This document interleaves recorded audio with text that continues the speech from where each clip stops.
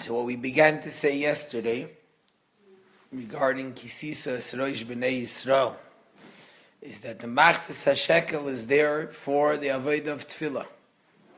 For Karbanis in the time of the Beis HaMikdash, which Karbanis means weakening one's animal and elevating the animal and bringing it closer to Hashem.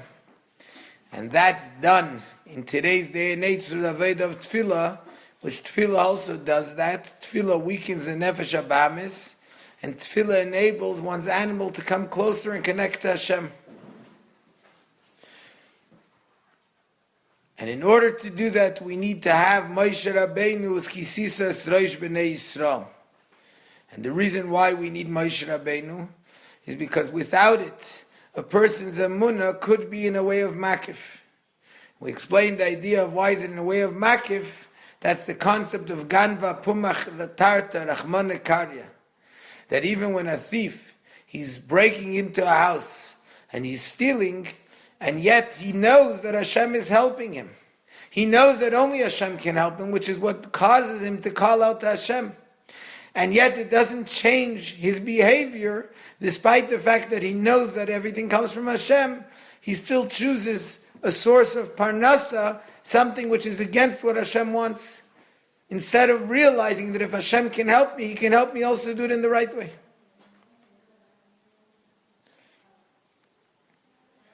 And the Rebbe explains that this can be both by a Baal Esek and by a Yoshev Ayil. A Baal Esek, a businessman, even though he realizes that Hashem he realizes it to the extent that he knows that without Hashem he can't succeed at all. He davens to Hashem, he asks Hashem for help. He realizes that it's Hashem that helps him in business. Not only that, he even saw it in the past that when he davened to Hashem, Hashem caused him to be successful. And he saw that he went ahead and gave tzedakah, and he gave 10 or 20% or something in between as tzedakah from that which he earned. And tzedakah is a mitzvah by which it says, we can test Hashem. And he sees that he actually was able to elevate the physical, elevate it to spiritual, and that it succeeded. He was successful as a result of the tzedakah that he gave. He was successful, and Hashem made him successful in his business afterwards. And yet, when it comes to doing his business, he uses his mind, and he has all kinds of tricks and all kinds of ways as if he's the one that's making himself successful. To the extent that he'll take away from time of davening and learning in order to be more involved in his business, because he says, what should I do? I have to be involved in my business. I have to use my head in order to be involved to be successful. But you know that Hashem is the one that made you successful. You see that Hashem is the one that made you successful. So how would you think that moving away and not doing what Hashem wants you to do, how could it be that that's what's going to help you succeed more? How could it be that you're using your own head to make tachbulis, to make tricks and thinking that you're the one who's making it happen? How can that make you more successful? But the point is that the Amunah is in a way of makif. He knows it, but yet it doesn't affect his actual behavior. And it's the same thing with the Yeshiv Ayil, oil of Torah and the oil of Tefillah, those who are involved in davening and learning. And the example is someone who learns Torah, and he thinks that it's koichi v'aisel miyadi asal yesachayil hazeh. He begins to get excited and have pride from the Torah that he learns, and especially when he makes chidush Torah, when he has his own novel ideas in Torah, and he thinks that it's his mind and it's his intellect that caused him to do it. To the extent that the Torah causes him to have pride and to have haughtiness, when he realizes that it's Hashem's Torah, I'm learning Hashem's Torah. And to the extent that he thinks that he doesn't have time, because in order to sit and make chidushim it takes time, and therefore he doesn't have time to be Yisik and Arichas at Tefillah, to daven long, to daven properly, and to spend time at length in davening in order to connect to Hashem. And it comes time sometimes that he doesn't do the three things that it's brought down in Chassidus that a person has to do before davening, which is going to the mikveh, learning Chassidus, and giving tzedakah, because he says he doesn't have time for it. He needs his time in order to in order to accomplish and be mechadish in Torah. And how does that make any sense? You're learning Hashem's Torah. How could it be that doing what Hashem wants me to do, in order to connect Him, going to the mikveh, learning Chassidus and giving tzedakah, how is it possible that I should think that that will take away from my ability to learn Hashem's Torah? But what is it? He knows it. He knows it in a way of emunah, but the emunah remains in makif. Why does it remain in makif? Because he knows it, but he doesn't think about it, he doesn't contemplate until he makes it real. And as was explained in the Maimer Ve'elam Mishpatim, what does a person have to do? He rather has to use das. Das is to contemplate, to connect, until it becomes the reality. That the emunah doesn't remain in makif, it doesn't remain above the person, but it comes and it's internalized until it becomes part of him, until it becomes the reality of his life.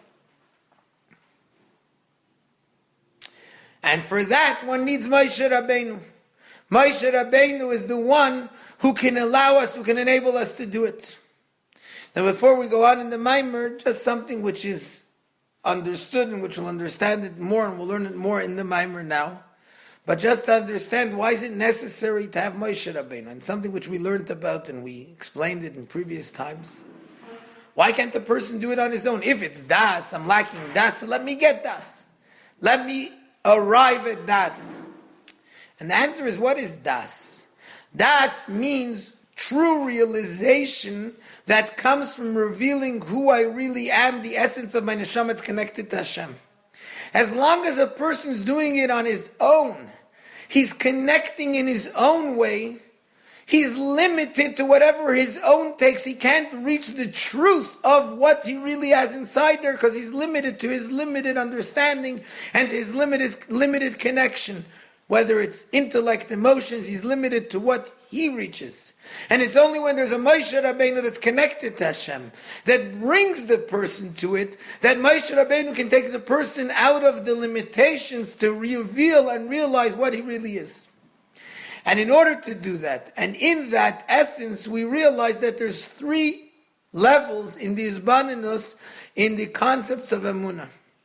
There's the Emunah, the way it is also by Goyim. And that's the emunah, the realization which comes from Chachmas HaChakira, from learning about Hashem, and thinking and coming to a realization and an understanding that Hashem exists in the world. This is in general an emunah that has to do with Memalik Kol Almin, which means the understanding and realization that Hashem must be, that He sustains the world, and we take it from an understanding and a proof from the neshama. When a person thinks about it and he sees his own existence, I have a body, but the body isn't me. There's a life force that sustains my body. What is that life force? It must be a neshama. I don't see the neshama, I don't know the neshama, but there has to be some life force that sustains my body. When it leaves, my body is dead. And in the same way, a person realizes that the world can't exist on its own. There must be a life force that sustains it.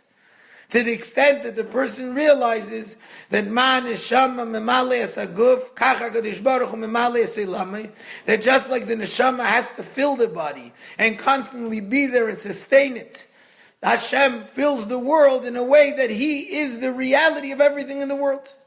This is something that's not limited to only a Jew. A guy can understand this idea also. This isn't emunah, this is yediyah, the knowledge and the understanding that comes from contemplating and thinking about it, that the person realizes that there's an Eibishter. This yediyah is in Memalik Kol Almin. That's the way Hashem sustains the world. The realization that there must be a chayis, there must be a life force that sustains the world, just like there's a life force and a neshama that sustains the body.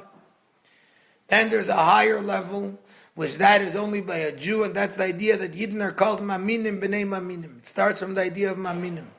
Maminim is emunah, not just something which I can understand and recognize, but something that's dependent on faith. Faith is the level of Seviv Kol Almin. Seviv Kol Almin is above the world. The fact that Hashem sustains the entire world equally, not necessarily that He comes and exists inside everything, but that He's above the world, and that there's a general force of godliness which is equally there in everything, which equally gives chayas to everything in a way that it's above it. Nevertheless, even this level of Seviv Kol Almin, which takes emunah, maminim, the idea of maminim, of belief, which that's there in the neshama of a Jew, that's there in the existence of a Jew, that he has a belief in Hashem. But even this level of belief is still somehow connected to the world, because the fact that it's shaylel, it negates that it's above the world, means there's still a world in it. There's still some type of connection to the world, but yet the connection is in a shlila way, in a negative way, that it negates the world. There's the chayas of Memalikal, which a person can understand and recognize. That's in a positive way, in a direct way, it comes into the world. There's the chayas of Seviv Kolam, that Hashem is above the world. That's emunah. A Jew believes that there's a godliness that's above the world. Then there's a higher level that's by a Jew, which is called B'nei Maminim. That's something which is a Yerusha to us from our office. It's higher and above even the idea of Seviv Kolalmin.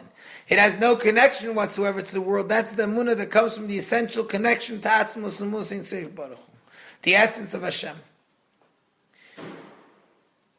Now, in the emunah of Atzmos, that means the way a Jew is connected to the essence of Hashem, which that's the idea of Das. And as we learned in the Maimer of Eila Mishpatim, the idea of Das is the connection, the reality. This is it. This is what it's all about. In this emunah of Atzmos, we for sure need Moshe Rabbeinu. Moshe Rabbeinu brings it from Helem El Agilui, because yes, we have it, but it's B'nei Maminim. It's a Yerusha from the Avis. It's not something that's revealed inside us.